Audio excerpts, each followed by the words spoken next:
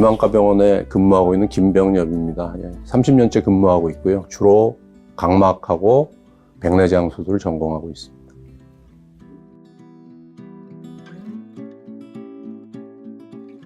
원래 이제 김한과병원이 예전에는 전국의 1년 백내장 수술의 5% 정도에서 10% 정도를 수술을 진행했었습니다. 병원 자체가 일단 환자가 많고요. 그러다 보니까 수술할 기회가 많았습니다. 수술해 놓고 10년이나 지나서 반대쪽 눈 수술할 때가 돼서 또 찾아오시는 환자들도 있고요. 또 부모님이 수술했다 그래서 또 찾아오시는 분도 있고, 그런 것들을 보면 이제 그 수술을 해놓은 게 정확하게 해놓고 깨끗하게 해놓으면 나중에라도 그거에 대한 결실을 보는구나 하는 생각을 할 때도 있습니다.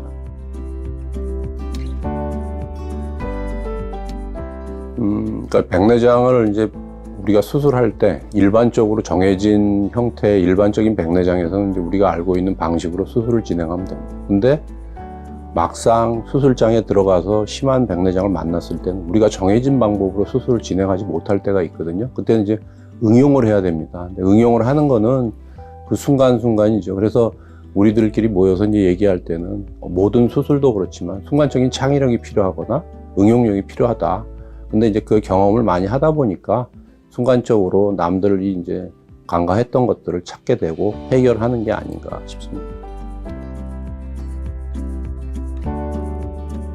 백내장 수술은 실제로는 제가 볼 때는 누가 하던 정확하게 하고 깨끗이 하면 결과에 큰 차이가 없습니다. 근데 수술장에서 의도하지 않은 상황을 당하게 되는 경우가 있거든요. 그런 게 나타났을 때 누가 이제 좀 더 깨끗하게 정밀하게 순간적인 판단을 빨리 해서 해결할 수 있느냐에 이제 차이가 있는 게 아닌가 싶습니다. 근데 그런 게 경험이겠죠. 예. 최근에 급성 녹내장이 생겼던 경우인데요. 의사들 사이에서는 이제 악성 녹내장이라 그러는데 수술을 하다 보면 의도하지 않게 갑자기 생기는 경우가 있거든요. 이제 수술하다가 그 현상이 나타나서 순간적으로 이제 주사 바늘을 달라 그러니까 옆에서 이제 보조를 하던 우리 전희미 선생님이 순간적으로 당황하죠. 왜 필요도 없는 도구를 갑자기 달라 그러지? 그러고서 이제 수술할 때 우리가 금기시하는 행동을 갑자기 시행을 하니까. 그리고서 이제 수술을 정리하고 나와서 순간적으로 악성 녹내장이 생겨서 그걸 해결하느라고 했다 하니까 그게 악성 녹내장도 생깁니까? 그러니까 본 경우도 없고 경험도 이제 없겠지만 실제로는 이제 백내장 수술을 많이 하다 보면 1년에 한두 경우 그런 경우가 발생하는 경우가 있거든요. 그러면 이제 그 순간 빨리 발견해서 조치를 하면 그냥 그것으로 끝납니다. 근데 이제 그 순간에 그걸 놓치고 하면 해결하는 방법도 찾지 못하게 되고 굉장히 고생을 하게 되죠. 그게 이제 경험을 통해서 나오는 게 아닌가 싶습니다.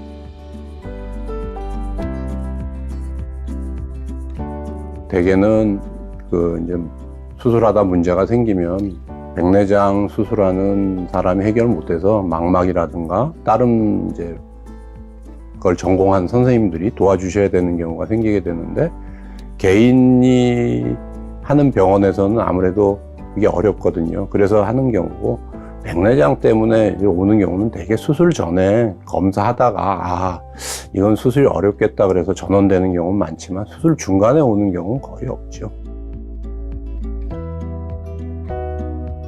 후극성 백내장이라 그래서 수정체의 뒤쪽에 심한 백내장이 와 있는 경우를 얘기를 하는데 이런 경우에는 이제 수술을 하다가 그 뒤에 막이 터질 수가 있거든요. 자연스럽게. 그래서 이제 그런 경우라면 미리 이제 워닝을 하거나 아니면 보내기도 하고 그러죠. 그 다음에 이제 또 하나는 동공이 잘 안 커지는 경우. 그 동공이 커지지 않으면 수술하기 굉장히 어렵습니다. 그 다음에 이제 또 하나는 백내장 자체가 굉장히 오래된 경우죠. 연세가 90 됐는데 백내장은 심하고 그러면 개인 안과에서 선뜻 손대기가 쉽지 않습니다. 그런 환자들이 주로 이제 전원됩니다. 수술을 물론 저 혼자 하는 건 아니고요. 병원에 이제 수술할 선생님들이 있으니까 경우에 따라서는 분배하기도 하고요. 제가 하기도 하고 합니다. 그 다음에 이제 상황 판단을 하는 거죠. 이거는 수술을 하는 게 낫겠다, 아니다. 그래서 이제 환자나 보호자한테 충분히 상태를 설명하고 그래도 환자나 보호자가 수술을 원한다면 시도해 볼 수 있습니다. 근데 어떤 경우에는 이건 도저히 수술적인 방법이 불가능하다고 판단될 때도 있습니다. 예.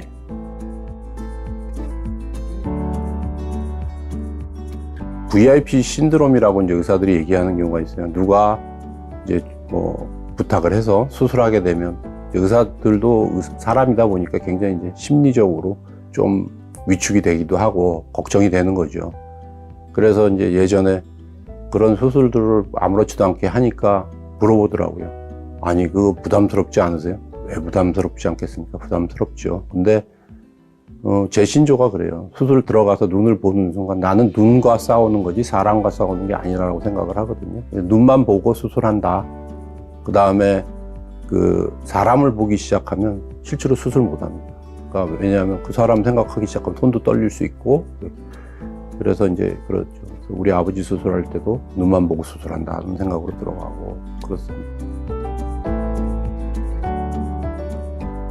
명의는 이제 뭐 결론적으로 얘기를 하면 환자가 불편해하거나 뭐 필요로 하는 것을 해결해 줄 수 있는 사람이 명의인데, 이 명의라는 게 참 이게 좀 애매해요. 그래서 우리가 아주 희귀한 병이라든가 어려운 병, 그다음에 힘든 병이라면 실제로는 이제 명의를 찾아가야 됩니다. 뭐 언제까지라도 가야죠. 근데 아주 그 만성병들이 있어요. 그러니까 내가 한 번 치료로 끝나는 게 아니라 계속적으로 지켜봐야 되고 해야 되는 병들이 있습니다. 근데 그런 경우에는 이게 단순히 명의라는 게 유명하거나 그런 게 아니라 내가 쉽게 찾아갈 수 있고 불편할 때 금방금방 볼 수 있는 게 이제 명의라는 거죠. 이게 제가 레지던트 때 얘기인데, 그 녹내장 환자였어요. 그래서 이제 제 환자분한테 어떤 이유 때문에 이제 여기까지 오셨어요? 그랬더니 환자분 얘기가 녹내장 처음에 진단을 받고 가만히 얘기를 들었더니 이게 근본적인 치료가 안 된다는 식으로 얘기를 들어서, 그러면 내가 여기서 한국에서 이럴 게 아니라 좀 유명한 의사를 찾아가 보자라 그래서 수소문을 했답니다. 그래서 이제 전 세계에서 가장 유명한 그 병원을, 미국에 있는 병원을 이제 수배해서 녹내장 전문 선생님 추천을 받고 해서 갔다는 거예요. 가서 진찰을 받고 치료를 하던 중에 그 선생님이 그러더래요. 이 녹내장이라는 병은 만성병인데 당신 집이 어디요? 그래서 한국이라 그랬더니, 아니 그러면 왜 여기 와서 이러냐? 그럼 내가 소개장을 써줄 테니 근처를 가시오. 그리고 써준 게 동경대학교라는 겁니다. 그 동경대 의대 이제 주임 교수가 녹내장 전공이어서 거기에 이제 소개장을 써주셔서 갔는데, 또 한동안 진찰하고 치료하다가 그 녹내장 선생님이, 아니 당신 집이 어디요? 서울입니다. 아니 그럼 왜 여기 와서 이러냐고. 서울에 있는 선생을 소개시켜 줄 테니까 가서 치료를 받으세요. 그래서 자기가 또 소개장을 받고 왔답니다. 그게 이제 서울대학병원에 있던 지금은 이제 은퇴하신 윤동호 선생님한테 이제 써주셔서 와서 또 받고, 그러다가 윤동호 선생님이 또 하루는 그러더니 집이 어딥니까? 서울에 어딥니까? 그러면 왜 여기까지 와 맨날 옵니까? 거기 가서 진찰하고 치료하면 되지. 그래서 다시 소개장을 써줬는데 그 병원에 갔더니 그게 자기가 처음에 가서 진단받았던 병원이라는 거죠.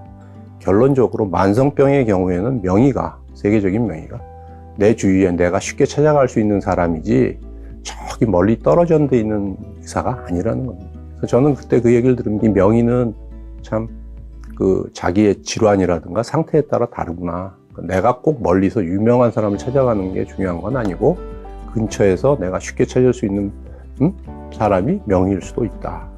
그렇게 생각을 합니다. 백내장 수술을 한다는 것은 백내장이 일단 시력 떨어뜨린 원인이 되어야 하고요. 그 다음에 내가 생활하는데 불편할 때가 가장 수술 시기라고 생각을 합니다. 물론 뭐 사람들에 따라 차이가 많습니다. 어떤 경우에는 우리가 들여다보면 백내장 할 수 시기가 됐는데 라고 느끼는데 환자분은 전혀 불편하지 않다고, 거꾸로 아직은 좀 이른 것 같은데 라고 하는데 환자는 굉장히 불편을 느낄 수도 있어요.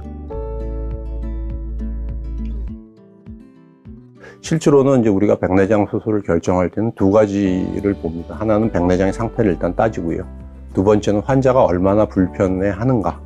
그래서 그 불편한 거를 내가 수술로 해결할 수 있는가를 이제 보게 되죠. 그래서 저는 항상 환자들한테 얘기하는 거예요. 얼마나 불편하세요? 생활하는데 지장이 있습니까 없습니까가 가장 중요하고 그거에 따라서 결정을 하시면 됩니다.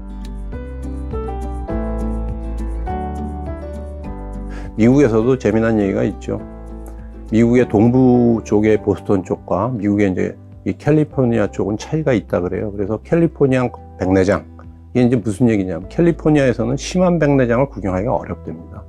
이유는 두 가지라는데 하나는 안과 의사가 많다. 안과 의사가 많으니까 초기에 진단이 되겠죠. 그 다음에 이제 계절적으로 뭐 거기가 더 더운 지방이어서 그런지는 모르겠지만 하여튼 그래서 거기서는 심한 백내장 보기가 어렵고 보수적으로 움직이는 저 동부 쪽에서는 심한 백내장 볼 수 있다 그래요. 그래서 옛날부터 의사들 사이에 우스갯소리로 캘리포니아 백내장 그러면 아 이거는 심한 백내장이 없고 심하지 않은 상태에서 대부분 다 수술을 한다라고 얘기를 하죠. 최근 들어서는 우리나라도 슬슬 캘리포니아 백내장 쪽으로 진행되는 게 아닌가 싶습니다. 아니면 의료보험으로 해서 환자들의 병원 접근성이 많이 뛰어나고 그 다음에 예전보다는 백내장 수술 자체가 쉬워지고 그 다음에 결과도 괜찮거든요. 그러다 보니까 이제 수술을 권유하는 의사 입장에서도 좀 자신감이 있는 거고 또 환자들도 초기에 불편함을 느끼면 병원을 찾게 되니까 그래서 이제 심한 백내장보다는 좀 덜 심한 백내장이 많아지는 게 아닌가 싶고요. 직업적인 이유라든가 필요에 따라서 수술을 하는 거를 이제 하죠. 그러니까 시력이 0.9, 1.0 나오는데 만약에 직업적으로 고속버스 기사다 그러면 이거는 경우에 따라서는 수술을 빨리 해야 되는 경우가 생깁니다. 왜? 밤중에 고속도로를 달리는 순간적으로 교행을 한다거나 하면 강한 빛이 들어오거든요. 그럼 순간적으로 시력을 확 떨어뜨릴 수가 있습니다. 굉장히 위험하죠. 그런 경우라면 초기라도 수술하는 게 맞고 만약에 내가 이제 초기 백내장인데 내가 나이가 80이고 90이고 해서 특별히 하는 일 없고 실제로 일상생활에 불편하지 않다면 똑같은 백내장이라도 수술할 필요 없는 거죠. 그래서 백내장은 상황도 중요하지만 상태도 중요하고 그 사람의 직업이라든가 이런 것도 실제로는 따지게 됩니다.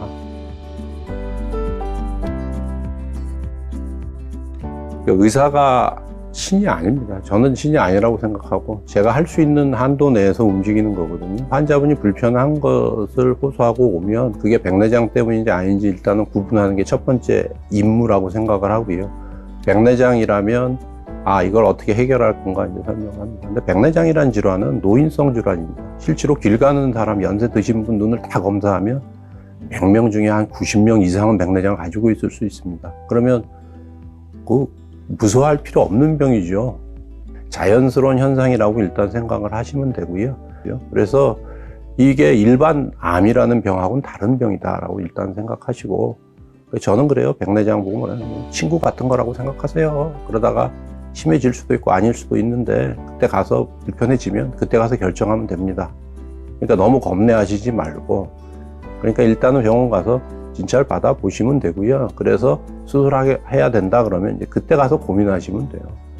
그래서 수술을 의사가 혼자 하는 거 절대로 아닙니다. 의사는 도와주려고 하는 사람이고요. 협동해서 해결하면 된다고 생각합니다. 예. 이 명의는 참 자기의 질환이라든가 상태에 따라 다르구나. 내가 꼭 멀리서 유명한 사람을 찾아가는 게 중요한 건 아니고 근처에서 내가 쉽게 찾을 수 있는 사람이 명의일 수도 있다. 그렇게 생각을 합니다. 예. 안과는 희망과병원 내 눈 건강 지켜줘 희망과. 안녕하세요. 김학과병원 김철구 부원장입니다. 저는 1996년에 김학과병원에서 안과 전공 일을 시작했고 현재 안과 의사로서 26년 차, 망막 전문의로만 22년 차입니다. 망막은 눈의 가장 안쪽에 위치하고 있는 신경 조직이고 시력에 중요한 역할을 담당하고 있습니다. 그래서 한번 손상되면 회복이 어렵고 수술도 굉장히 까다롭습니다. 이런 망막에 발생할 수 있는 질환들이 여러 가지가 있는데요. 저는 망막박리, 광반변성, 망막점막, 당뇨망막병증 등을 포함한 모든 망막 질환을 진료하고 망막 질환 외에도 백내장과 인공수정체 탈구도 진료와 수술을 겸하고 있습니다. 통계를 보면 망막 수술을 하고 백내장 수술할 확률이 2년 내에 90% 정도 됩니다. 그래서 60대 이후 망막 수술을 하는 경우 보통 망막 수술과 백내장 수술을 동시에 하는 경우가 많이 있습니다. 또한 망막 수술을 하고 난 후 환자의 백내장 수술은 일반 백내장 수술과는 조건과 난이도도 모두 많이 다릅니다. 가장 큰 차이점은 망막 수술, 즉 유리체 절제 수술을 받은 환자에게는 유리체가 없다는 것이죠. 백내장 수술은 눈 안에 혼탁해진 수정체를 제거하고 대신에 인공수정체를 삽입하는 수술인데, 수정체 뒤에 수정체를 받쳐주던 유리체가 없으면 수술 중 수정체가 뒤로 밀리거나 눈이 매우 꿀렁꿀렁해져서 수술하기가 매우 어려워지거든요. 예를 들면 간단한 책상 위에서 종이에 글씨를 쓰는 것보다 허공의 종이에 글씨를 쓰는 것이 훨씬 어렵잖아요. 이런 망막 수술로 발생한 백내장 수술의 경험이 많지 않은 의사는 또한 당황할 수도 있습니다. 그래서 망막 환자분들의 경우 백내장 수술의 경험이 많은 의사나 아니면 망막 수술과 백내장 수술을 모두 할 수 있는 망막 전문의에게 수술받는 것을 추천드립니다. 네, 하고 있습니다. 그 중에서도 까다롭고 위험도가 높아 숙련도가 필요한 합병 백내장이나 외상 백내장, 그리고 백내장이 아주 많이 진행된 과숙 백내장 같은 경우 수술 중에 문제가 발생할 가능성이 매우 높습니다.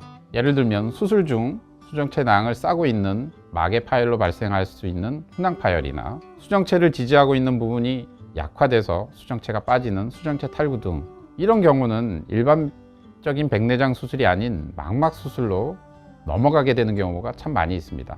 이와 같은 경우에 망막 의사는 이런 경험이 많아서 이 어려운 케이스에 수술을 가능한 대비하고 들어가기 때문에 한 번에 그 자리에서 해결이 가능하게 되는 거죠.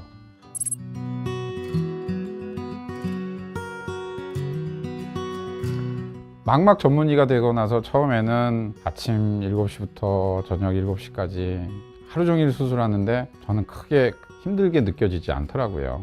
게다가 망막 수술은 고도의 집중력이 요구되는 수술인데 아마도 제가 좀 소위 말하는 소질이 좀 있었던 것 같습니다. 그리고 무엇보다 제가 수술한 환자의 결과가 좋을 때 느끼는 그 보람과 기쁨은 사실 어마어마합니다.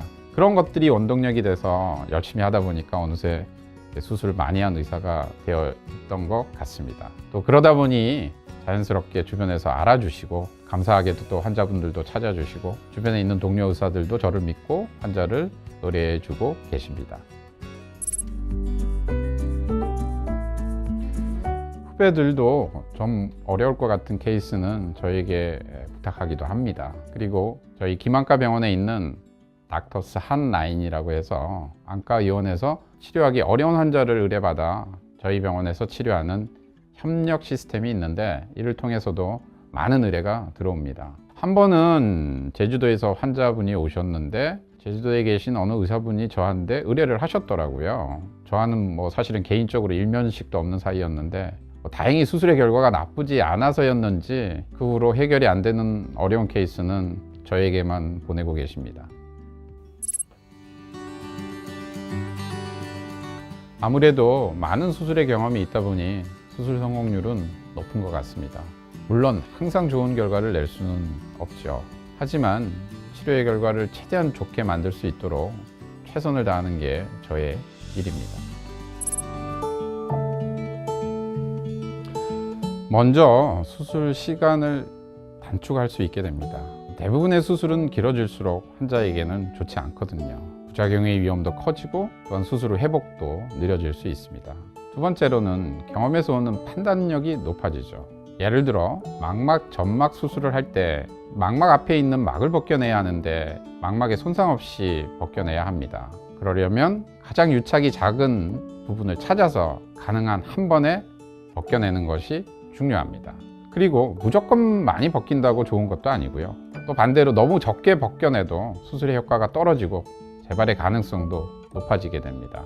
당뇨망막병증에서 유리체 절제술을 시행하는 경우에도 유리체와 증식막을 얼마만큼 깨끗하게 제거하느냐의 문제는 사실 전적으로 의사의 판단에 달려 있습니다. 만약 유리체를 너무 많이 남겨놓으면 수술 후 증식막이라는 게 다시 자랄 수 있고요. 그래서 눈에 피가 날 수도 있습니다. 반대로 너무 깨끗하게 제거한다고 욕심을 내서 무리하게 제거하다 보면 예기치 않게 망막을 손상시킬 수 있습니다. 근데 이런 경우의 것들은 교과서에 나와 있지 않고 사실 또 환자의 상태마다 다르기 때문에 정확한 기준이 없습니다. 이때 중요하게 작용하는 게 의사 개인의 경험에 의한 정확한 판단인 거죠. 사실 처음에 수술할 때 이 수술을 하는 게 맞는지 아닌지 그런 거에 대한 고민이 길었는데, 이제는 환자를 위해 하지 말아야 할 수술이 보인다라고나 할까요? 하지 말아야 할 수술은 이런 거죠. 돈은 돈대로 들고 환자도 고생은 고생대로 하는데 수술하고 나서의 시력에 안 좋은 결과가 예상되는 수술이죠. 그래서 저는 수술 전에 제가 하는 수술이 환자에게 도움이 될지 안 될지 먼저 판단합니다. 또한 눈 상태뿐만 아니라 환자의 나이, 경제적인 사정, 그리고 환자분의 라이프 스타일, 그리고 환자의 수술의 결과에 대한 기대치 등을 같이 고려합니다. 그래서 이를 종합해서 수술이 도움이 안 될 것 같은 경우엔 일단 설명을 드리고 환자와 많은 얘기를 합니다. 그리고 마지막으로 아무래도 경험이 많다 보면 수술 중간에 위기 상황이 생길 때에도 평정심을 유지하고 빠르게 대처를 할 수 있게 됩니다. 사실 눈 상태가 안 좋고 수술이 어려우면 의사도 환자도 수술로 기대치가 낮은 것이 사실이잖아요. 그런데 반면 누가 보더라도 별 문제 없을 거라고 생각했는데 수술 중간에 예상치 않은 문제로 결과가 안 좋게 되는 수술이 사실은 제일 어렵습니다. 그렇기 때문에 의사들은 수술 중에 한시도 긴장을 놓을 수가 없습니다. 6년 전으로 기억하고 있는데요. 망막박리 환자를 제가 7번에 걸쳐 수술한 적이 있습니다. 저도 정말 드문 케이스인데요. 처음에 오셨을 때 사실은 수술을 권해드렸지만 환자분 개인 사정으로 수술을 못 하셨어요. 그리고 3개월 뒤에 수술을 원하셔서 다시 오셨는데 처음 뵐 때보다 훨씬 눈 상태가 안 좋아져 있는 거였어요. 수술을 했는데 재발이 이어지더라고요. 중간에는 또 안압이 높아지기도 해서 녹내장 치료를 받아야 했고, 재수술을 진행하는 과정 중에 뇌경색이 오시기도 하셨어요. 결국 7번에 걸쳐 망막 수술을 했는데 결국 이제 성공을 했죠. 근데 사실 그 중간에 저도 많은 부담이 돼서 속으로는 포기하고 싶었던 마음도 사실은 있었습니다. 근데 하지만 저 아니면 이분이 다른 곳에서 어디서 치료를 받으실 수 있을까 하는 생각에 끝까지 포기할 수 없었죠. 결국 망막이 안정되었을 때 환자분에게 너무 감사했습니다. 중간에 저를 못 믿고 사실 다른 곳으로 가셨을 수도 있는데 저를 믿고 끝까지 맡겨주신 거니까요. 사실 망막 수술이라는 게 까다롭고 고도의 집중력을 요합니다. 그 이유는 시력과 가장 가까이 연관되어 있는 부분이기 때문이죠. 수술을 하는 사람 입장에서 매번 쉽지 않고 막중한 책임감을 느끼는 것도 사실입니다. 그래서 망막 질환을 겪고 있는 환자분들은 전쟁을 치르고 있다고 저는 생각해요. 그리고 저는 그 전쟁에 임하는 마음으로 수술에 들어가고요. 특히 저희 병원에서는 다른 병원에서 치료하기 어려워하는 환자분들이 많이 오십니다. 이 환자들을 내가 수술하지 않으면 다른 데서 수술을 받을 수 없겠구나 하는 그런 마음가짐으로 진료와 수술에 임하고 있습니다. 제가 생각하는 명의는 치료뿐만 아니라 환자분이 가지고 있는 마음의 불편함까지 잘 치료해서 그분을 낫게 해주는 의사가 명의라고 생각합니다. 의사의 스승은 환자다라는 말이 있습니다. 저희는 환자를 통해서 배웁니다. 제가 이 일을 계속 할 수 있는 이유도 환자분들 때문입니다. 그래서 감사하다는 말씀을 이 자리를 빌어서 드리고 싶습니다. 안과는 희망과 병원 내 눈 건강 지켜줘 희망과 침침해 답답할 때 내 눈을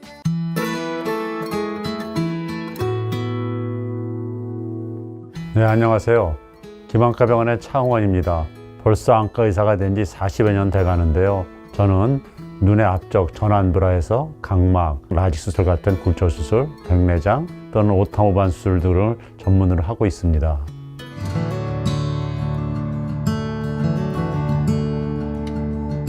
외국에서는 임상 결과가 나와 있지만은 국내에서 시도되지 않았던 것들에 대해서 비교적 초창기에 시도한 것들이 많은 편입니다. 그 중에 하나가 백내장 수술에 있어서 양쪽에 서로 다른 종류의 인공수정체를 넣는 건데 환자들한테 예후가 더 좋고 또 경과도 좋았어요. 흔히 아시다시피 대개는 똑같은 종류의 제품을 넣게 되고 근데 약이나 인공수정체는 서로 기술이 다르기 때문에 이거 다른 걸 넣으면 어떨까 생각해서 이제 하게 되는데 이제 믹스 앤 매치라고 하죠. 이제는 뭐 외국에서도 많이 하고 또 한국에서도 많이 하고 있는 편입니다. 피부에 또 점 같은 색소 침착이 있으면 레이저 수술로 교정이 되는데 안구의 흰자질 부분에 이런 색소 침착이 있는 오타모반이라는 병이 있는데요.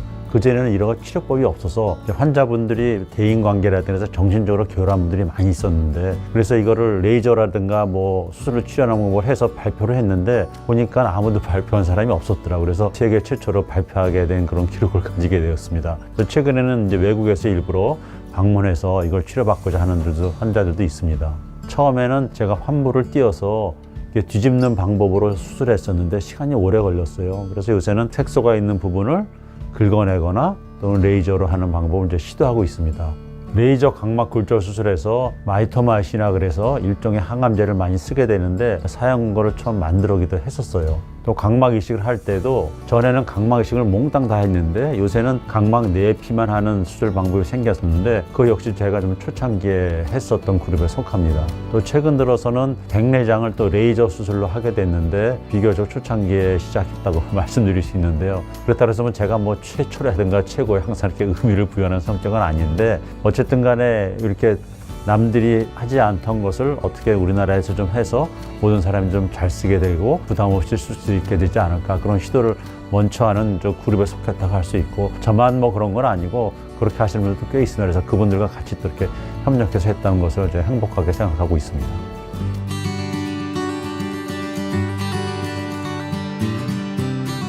기존 방법이 좀 익숙해지면 새로운 걸 찾는 경향이 좀 있는데요. 저희가 이렇게 환자를 다루는 일이니까 당연히 가능성만 보고 시도할 수는 없지만 임상적으로 어느 정도 검증이 되면 여태까지 새로운 방법이 아니었으면 치료하지 못할 그러한 환자들이 있었거든요. 근데 새로운 방법으로 일단 치료할 수 있으면 우리가 그걸 시도를 해봐야 된다고 생각을 하고 꼭 논문에 나온 게 전부가 다 아니기 때문에 그 외국에 실제로 한 사람들 동료들한테 얘기도 물어보고 또 발표하지 않은 그런 것도 수집해봐서 어느 정도 안정성이 있다면 우리가 그걸 지속적으로 그런 걸 시도해보는 노력을 해야 된다고 생각을 합니다. 그래서 익숙하면 항상 편안하지만은 더 많은 환자들한테 더 많은 좋은 치료를 해주기 위해서는 어느 정도 프론티어 정신이 필요하다고 생각합니다.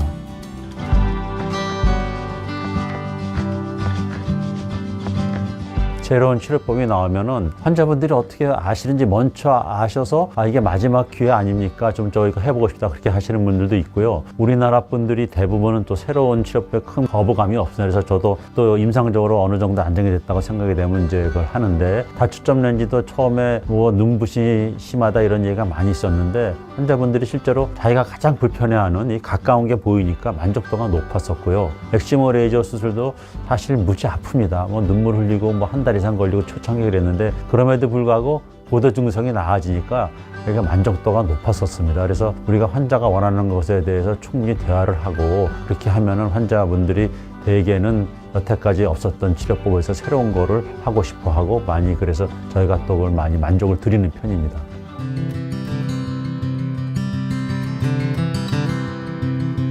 제가 뭐 미국이라든가 해외에 오래 있지는 않았었고 한 2년 정도 미국에 있었었는데요. 그때만 해도 해외 여행이 자유가 되지 않았을 88 올림픽 전이었거든요. 그래서 그때 한번 외국에 가보기 위해서 이제 레터를 한 20개 이상 써서 하여간 논문이라든가 뭐 교과서에 있는 유명한 사람한테 다 보냈어요. 저는 서울이니까 서울 같이 큰 도시 말고 좀 조용한 도시를 가고 싶다 그런 생각이 들었는데 마침 그때 미네소타에서 연락이 와서 미네소타에 가게 됐는데 그때 같이 왔던 동료들은 이제 미국에서 온 사람인데 그 사람들은 저보고 어떻게 거기를 알았냐 그러더라고요. 그래서 아니 잘 몰랐다 그랬더니 너 이 사람이 지금 현재 뜨고 있는 사람이다. 그래서 그때 많은 도움을 받았고 그 당시에 같이 있던 의사들도 잘 지내고 있는데 그때 거기에 있던 분들이 지금 미국 안과학회에 주류를 이루고 있어요. 그러니까 참 저로서는 참 행운인데 그 사람들하고 그 주류를 이룬 사람들 지금도 같이 알게 되니까 커넥션이 이제 되면서 좋은 연구들라든가 이런 임상할 수 있는 그런 체계가 되지 않았나 그렇게 생각을 합니다. 그래서 지금도 그분들하고 이렇게 대화를 하면서 수술도 연구도 체계적으로 할 수 있게 되고 체계적인 이제 치료 방법을 주는 데 있어서 도움을 많이 받고 있습니다.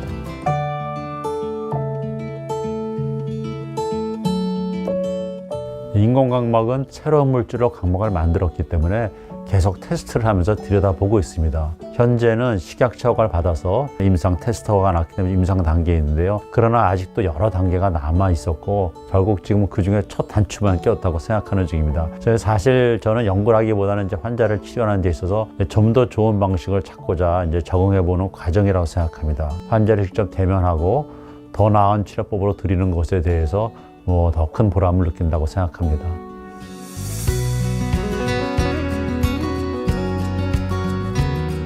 사실 잘된 수술은 환자가 만족하는 얼굴을 보고 사실 금방 잊어버립니다. 내 기억에 남는 수술은 사실 잘 안 됐던 수술이고 환자가 괴로워했던 수술이죠. 그 중에서도 생각나는 게 드림 렌즈를 끼다가 양쪽에 아메바 각막염이 생겨서 양쪽 다 실명으로 간 고등학교 학생이 있었는데요. 젊은 학생, 그때 여학생인데 너무 안타까웠는데 약을 거의 한두 시간만 넣어야 되기 때문에 이분은 이것 때문에 입원했어요. 근데 입원도 거의 6개월 동안 입원했었고 너무 오래 입원해서 좀 다 불편할 거라고 생각했는데 아무 말 없이 약을 열심히 넣으셨고 그다음에 6개월 치료하고 그 뒤 또 6개월 뒤에 안정한 뒤에 이제 그 후에 각막 이식 수술을 했죠. 근데 그러니까 거의 1년 동안은 학생은 거의 그러니까 이렇게 맹인인 상태로 지낸 건데 불평 하나도 없었고 너무나 잘 따르고 저는 그냥 고등학생이 그렇게 대견스럽게 한다는 거에 대해서는 믿을 수가 없었는데 이런 환자분들이 아주 기억에 납니다. 아, 이게 내가 환자를 치료한 게 아니고 환자가 나한테 치료를 줬구나. 오히려 제가 인생에 대해서 어떻게 대해야 되는지 그런 태도를 배운 것 같습니다. 그래서 너무 우리가 조급해하지 말고 결국 끝까지 기다려보면서 꿈을 갖고 가야 되지 않나 이런 생각이 들었고 이 친구는 결국 최근에 들었는데 스튜디오스가 잘 됐다 그러더라고요. 저는 수술할 때 사실 100% 105% 이렇게 완벽함을 추구하지는 않는데요. 100% 105% 하려다가 오히려 90%도 안 되는 수가 많이 있기 때문에 이렇게 완벽한 거를 우리가 노력은 해야 되지만은 어떻게 생각하면 자기 만족을 위해서 완전히 100% 105% 되는 거를 하는 것보다는 그 사람 환자의 삶이라든가 또는 그 사람의 치유력을 믿고서 필요한 것만 하는 것이 가장 중요하지 않나 그렇게 생각을 하고 있습니다.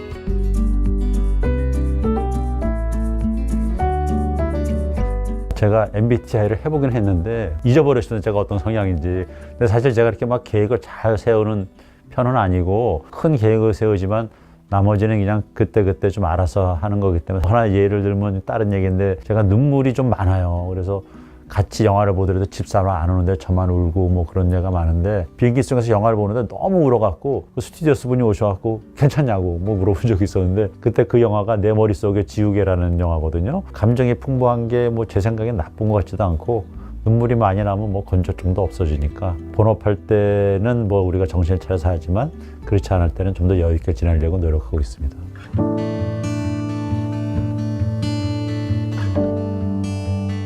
미국 미네소타에서 배운 게 하나 있다면 포용성인데 미네소타는 홀트 한국 입양아가 제일 많은 도시예요. 그리고 베트남 후에도 베트남에서 오는 몽종을 계속 많이 받아줬고 한국에 돌아와서 약 15년 전부터 네팔, 캄보디아, 미얀마, 라오스 등 주로 이제 동남아 지역이 되겠죠. 그래서 봉사활동을 많이 다녔습니다. 근데 말이 봉사지 사실은 아주 작은 것에 다 감사하는 그분들을 보면은 제가 당연하게 생각하는 모든 것이 다 감사될 거다라는 오히려 깨닫음을 얻기 때문에 그분들의 환한 미소를 보면은 바쁜 의사 생활에서는 좀처럼 느끼지 못했던 그런 치료의 즐거움을 되새길 수 있습니다. 그래서 제가 오히려 힐링을 받는 시간이 되기 때문에 동료라든가 후배들에게도 이러한 의료 봉사를 적극 추천하고 있습니다.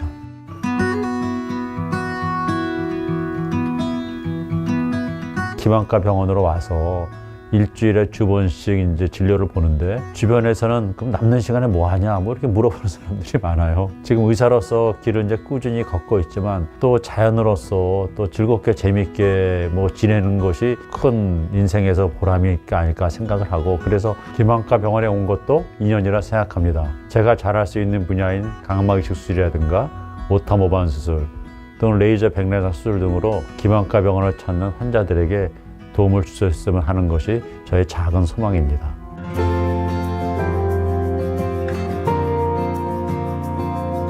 백내장이 있으면은 일단 수술해야 되는 줄 아시는데요. 나이가 들면 주름살 생기는 거랑 똑같이 나이가 들면 거의 다 백내장이 생기게 됩니다. 그런데 시력에 영향을 주지 않으면 근데 수술이 급한 건 아니죠. 그래서 평생 수술하지 않아도 되는 사람도 있습니다. 60세, 70세가 되면 주름살이 있는데 50세만 돼도 주름살이 있는 분도 있죠. 그러니까 50살에 백내장이 있다는 것이 이상한 게 아니고 일단 정상이라고 생각하셔도 됩니다. 예를 들어서 내가 55인데 병원에 갔더니 백내장이 있다. 그래서 와, 큰일이 났다 이렇게 걱정하지 마시고요. 일단 시력에 자기가 생활하는데 문제가 없으면 백내장이 있지만 심각한 건 아니죠. 그렇지만 우리가 정기적인 검사를 받아서 이제 심해지면은 치료를 해야 되지만은 걱정하지 마시고 그냥 일상생활을 잘 즐기시면 될 거라고 생각을 합니다.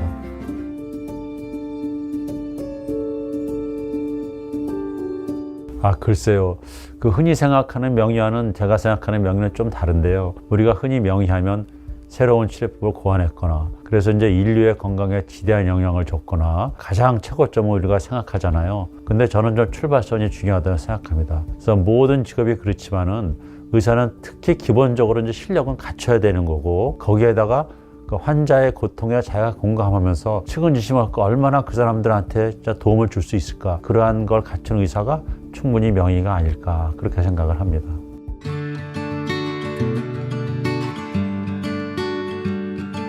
심각한 질환이 있는 환자분들께는 항상 이제 상황을 객관적으로 잘 설명드리고 처방을 잘 따라야 한다고 강조하지만 그렇게 심하지 않은 분들한테는 마음을 편하게 먹고 주기적으로 운동을 하시고 즐거운 일을 발견하면서 지내시라고 말씀드립니다. 그러면 이걸만으로도 병이 낫는 예가 많이 있거든요. 그리고 이건 또 저 스스로에게도 하는 말인데요. 의사가 너무 기억력이 좋아가서 부정적인 케이스를 너무 계속 떠올리면 좋은 수술하고 좋은 치료를 하기가 어렵습니다. 다행히 환자한테 좋지 않고요. 완벽함에도 부정한 것에도 치우치지 않고 항상 시작하는 마음으로 담담하게 현재를 즐기면서 지내시면 좋겠습니다라는 말을 드립니다. 감사합니다. 안과는 희망과 병원 내 눈 건강 지켜줘 희망과 침침해 답답할 때 내 두 눈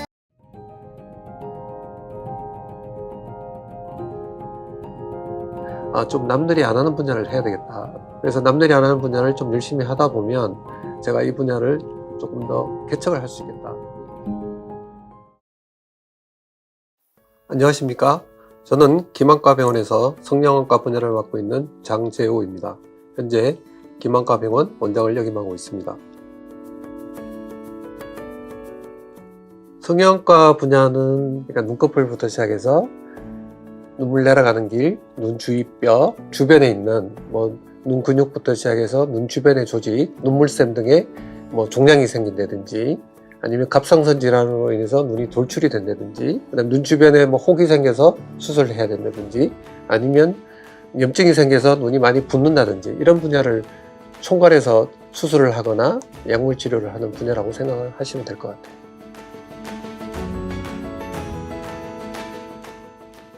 크게 저는 두 가지로 생각하는데요. 선택을 할 때는 좀 남들이 안 하는 분야를 해야 되겠다. 그래서 남들이 안 하는 분야를 좀 열심히 하다 보면 제가 이 분야를 조금 더 개척을 할 수 있겠다. 그게 첫 번째였고요. 그 다음 두 번째는 제가 알고 있는 지식을 딴 사람한테 좀 가르쳐야 되겠다. 좀 할 수 있도록 해야 되겠다. 그게 가장 큰 목적이었던 것 같아요. 두 가지 경우가 생각이 나는데요. 요즘은 나이 드신 분들이 백내장 수술을 굉장히 많이 받거든요. 백내장 수술을 받고 나면 본인 얼굴이 굉장히 잘 보이시는 것 같아요. 백내장 수술 후에 원하시는 부분이 눈꺼풀 처짐이죠. 피부가 늘어져서 좀 주름이 많이 생겨 있는 부분에 대한 수술을 많이 하시는데 여든이 훨씬 넘으셨던 분인 것 같아요. 상안검 성형수술을 했는데 수술 후에 병원을 오셔서 제일 먼저 하신 말씀이 뭐냐면 자기가 평생 돈을 쓴 것 중에 가장 값진 돈을 쓴 것 같다라는 말씀을 하신 분이 계시고요. 또 한 경우는 눈물 흘림증인데요. 눈물 내려가는 길이 막히게 되면 눈물이 많이 흘러서 눈 주위를 계속 손으로 이렇게 닦게 되죠. 눈꼬리가 많이 짓무르고 굉장히 불편하거든요. 요즘은 워낙 건강이 좋으시다 보니까 눈물필 수술만 해도 80이 넘으셔도 수술하는 경우가 있고요. 자기의 그 삶의 질을 위해서 수술을 많이 하러 내원을 하고 계십니다. 한 성형안과학회가 30년이 조금 넘었거든요. 그 성형안과의 분야를 쭉 전공하고 환자를 돌보고 수술하다 보니까 제가 활동한 분야에 대해서 적합한 직을 해주신 게 제가 맡을 수 있지 않았나 그렇게 생각이 듭니다.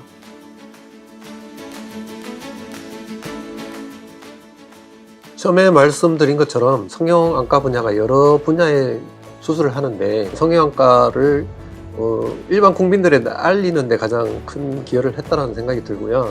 주안점을 뒀던 부분이 눈꺼풀 성형술이죠. 합병증이 생기지 않도록, 그러면 수술 전에 어떻게 하면 수술의 시작부터 끝까지 어떻게 할 것인가에 대한 부분을 많이 강조를 하고 그다음에 많은 교육을 했던 게 아마 가장 큰 기억에 남는 것 같아요. 그래서 지금까지도 보면 수술에 대한 기본적인 거기에 대한 저널이라든지 책에서 좀 내용을 많이 써달라고 해서 최근까지도 그런 부분에 대해서 많이 제가 기술을 했고요.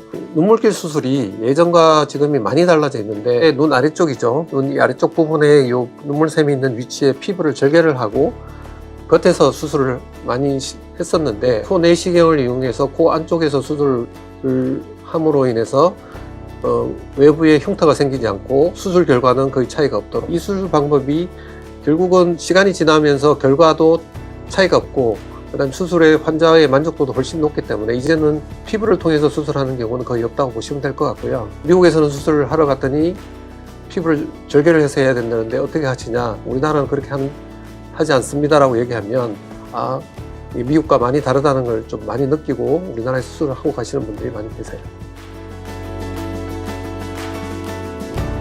초기에 제가 처음 전공의가 끝나고 굉장히 드문 환자의 케이스가 있었어요. 아기를 가진 산모가 산전진찰을 한 거죠. 산전진찰을 했는데 아기가 태아인 상태에서 종양이 있었던 거예요. 눈에 종양이 크게 생겨 있었는데 이제 우리나라에도 그런 사례가 없었고 정확한 진단을 하기가 굉장히 어려웠어요. 그래서 그때 이제 미국에 있는 안과 분야에서 가장 권위 있는 분들에게 제가 이메일을 보낸 거죠. 이메일을 보내서 이런 환자가 있고 사진을 보내서 이런 친구가 있는데 어떻게 하면 좋겠냐 또 상의를 하고 결국은 이제 수술을 한 거죠. 케이스가 워낙 희귀하다 보니까 결국 나중에 이제 미국에 계신 선생님도 그 환자의 케이스를 학생들 교육하는데 아니면 전공의 교육하는데 쓰시겠다고 연락이 온 그런 경우가 있었습니다.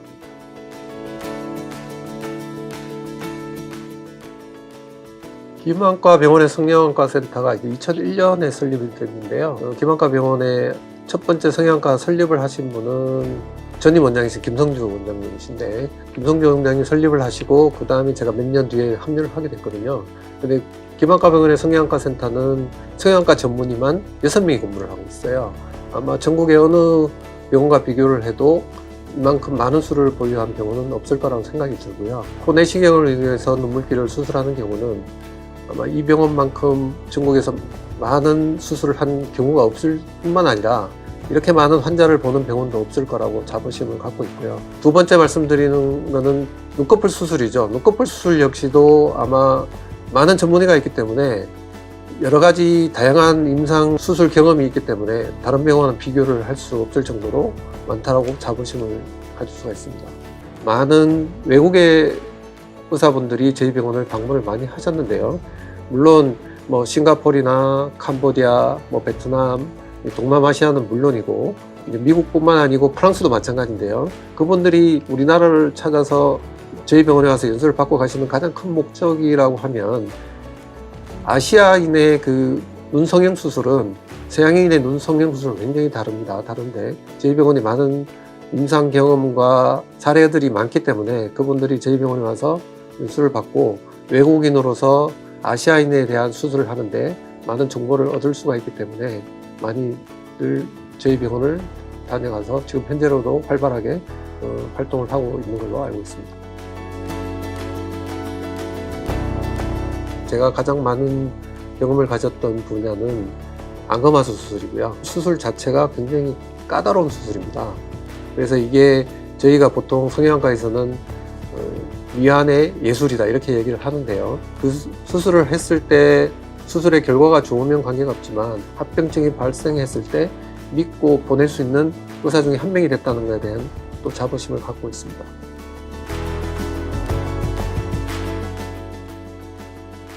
환자를 보면 이 환자는 내가 수술을 할 수 있다, 내가 감당할 수 있다라는 환자가 있고 이 환자를 봤을 때는 내가 좀 감당하기에는 조금 문제가 있고 좀 어려울 것 같다라는 환자들이 있거든요.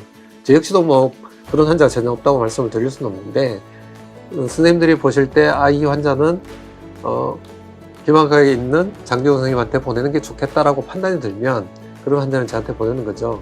그래서 그런 환자를 보냈을 때 제 역시도 확실하게 환자가 만족할 수 있는 결과를 만들어낼 수 있다는 그런 확신을 갖고 있기 때문에 그런 부분은 자부심을 가질 수 있다고 생각합니다.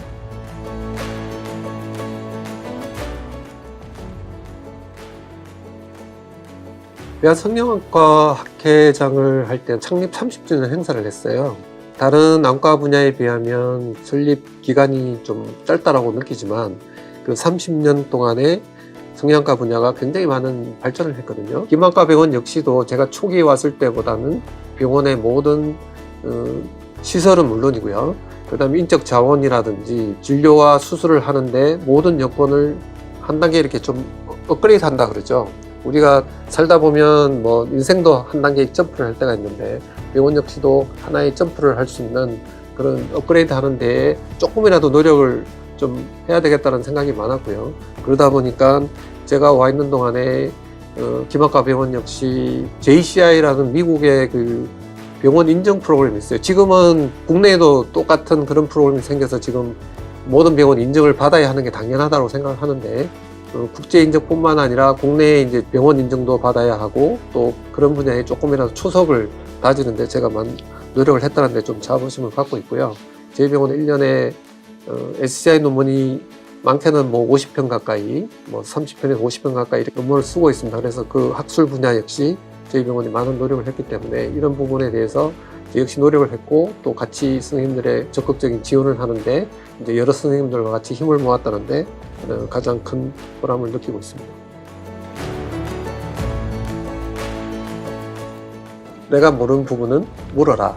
그럼 나보다 경험이 많은 선생님한테 연락을 드리고 내가 직접 그 선생님을 잘 알지 못한다고 하더라도 그래도 이 선생님이 그 분야에 가장 적합한 선생님이라고 하면 적극적으로 전화를 하든지 찾아가든지 일단 묻는 게 첫 번째인 것 같아요. 두 번째는 이제 공부를 하는 거죠. 의사들은 끊임없이 공부를 하거든요. 그렇기 때문에 늘 학술 행사도 참석하고 외국 학회에도 참석을 하고 그다음에 국내 학회에도 참석을 하는데 그 전어를 찾아서 내가 모르는 분야를 적극적으로 찾아서 공부를 해야 되는 부분이고 노력을 하는 방법밖에는 없었던 것 같아요.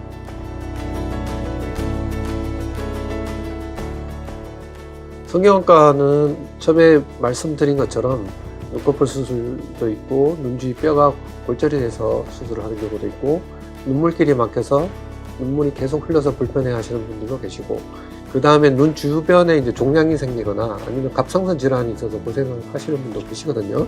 내가 어떤 문제가 생겼을 때 이건 괜찮겠지 하지 마시고 먼저 병원을 좀 방문을 해주시면 가장 좋을 것 같아요. 그래서 초기에 병원을 방문하셔서 적절한 치료를 받으시는 게 가장 중요할 것 같고요.